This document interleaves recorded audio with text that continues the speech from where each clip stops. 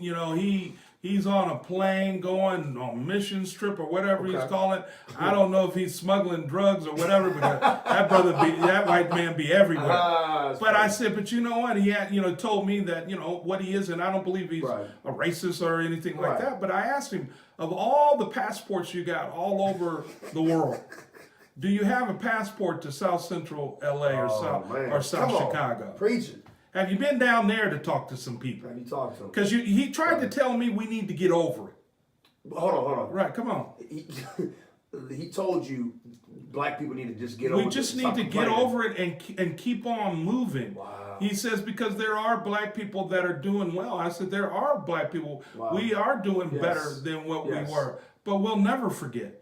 Come on. We'll never forget. We will never forget what has transpired. And I said, you know what it was? I said, because black people wonder, do you really love us? If you're willing to give reparations to other people. That's good. If you're willing to do these things, if you're willing to fly all over in a 747 and go down anytime, if you're willing to fly all over the world, are you willing to take time with some people in the inner city that are struggling right now? And that's what I told him. I said, I'm a nonviolent person. I love everybody. It's something systemic that's going on that causes people in the inner city where 70% of the households are not manned by men, that the men are out of the house. Yeah. And we've gone over the justice system. Yeah, absolutely. And what goes on there. Yeah. And I said, so obviously there's a systemic problem that's going on. He takes care of business. He's a part of the community. Yes. Right. And he's not saying get over it. No. He said, I'm rolling up my sleeves. What's going on. Right. And so you're rolling up your sleeves over in Honduras and rolling up your... Check this out also. Think about it this way. In Germany, the Germans, they have vehemently apologized. They've done their reparations towards Israel, towards the Jewish people because of the Holocaust. And I've heard that so many times. I've heard that from people that I really love, really care about people in church. I mean, people just need to get over it. They need to get over it. Need to let it go. We need to let it go. There's never been a formal apology in the United. There's never been a formal apology in the United States. You were just telling me about. You listen to this podcast about George Wallace and his daughter, and she talked about how he gave a formal apology in this major black church. When he was confined to a wheelchair. In his wheelchair. Wow. He told the guy that rolled him around in his wheelchair apology about the things that he had done in the 50s, 60s, and 70s. If people don't know the story, he was the governor of Alabama, and when he ran for president in 1972, he was shot 5 times and is confined to a wheelchair.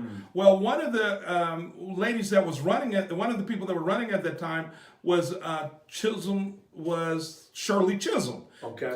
Congressman Chisholm. And she ran, and she had a lady on her staff when Chisholm was going down after Wallace helped me. When Wallace got shot. And he's in the hospital. Assassination attempt, because the guy said he couldn't get to Nixon, so he went to the next best thing, and that was him. George Wallace. George Wallace. And he's laying in his hospital bed. Okay. Shirley Chisholm walks in, extends her hand to this vile guy who talked about racism and hatred and hated black people. Right. And she extended his hand and won the guy over. His whole life changed. All right? Wow. And so George Wallace's daughter is sitting in a black church talking about how love changes things and how things change and how her friend is black. And they were up there.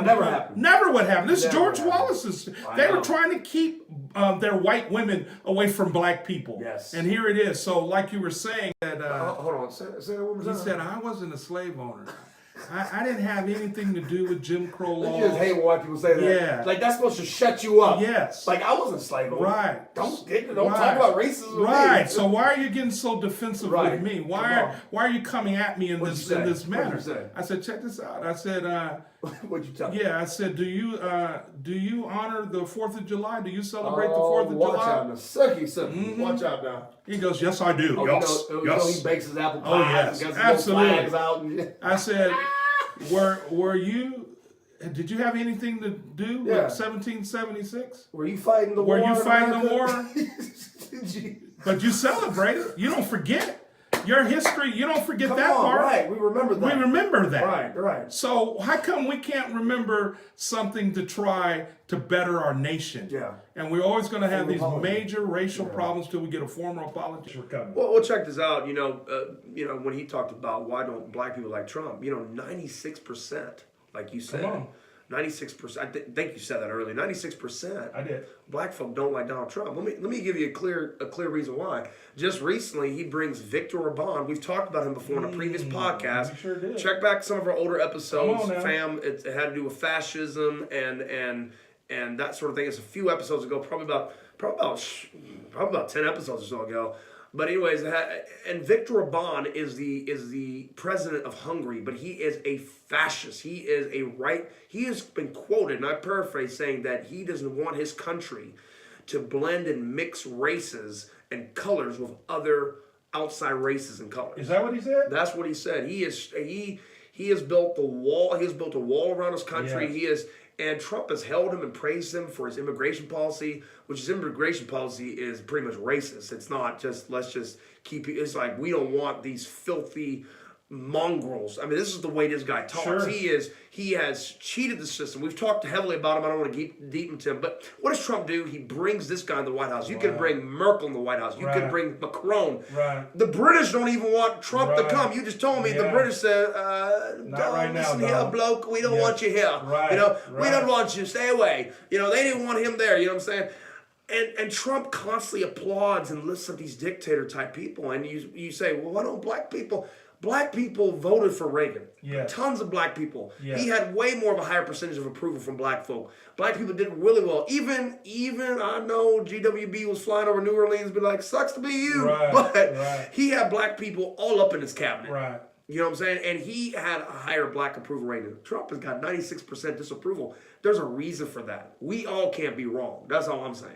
Right. Aware that people are aware of what goes on here, because if you're not aware of that stat, you think everything is okay in Oklahoma. That's good. Right. That's a good one. You almost sound like a damn commercial. Right, absolutely. But then with that stat, you start realizing that we have an issue and have a problem, and if we don't address it, then it just catapults into something really catastrophic, even worse than it is. One of the things that are going on with Donald Trump, and one of the things that we understand that one of the reasons he was elected is talking about nationalism and bringing pride to our country, and as he said, making this country great again. And I don't. Yeah, he's saying now. He tweeted out this morning, make America great again. Is that what he said? Yeah, making it great again because he's running for 2020. He was saying, make America great. Now it's make America great again. Like, well, ain't you been in charge for 4 years? Yeah, absolutely. And so we're learning that some of the rhetoric that was passed on during the election is not really jiving for today. And so we got stats and we got some things that we're going to go over. I think we'll just start, if that's okay, Teller, talking about what nationalism and globalism.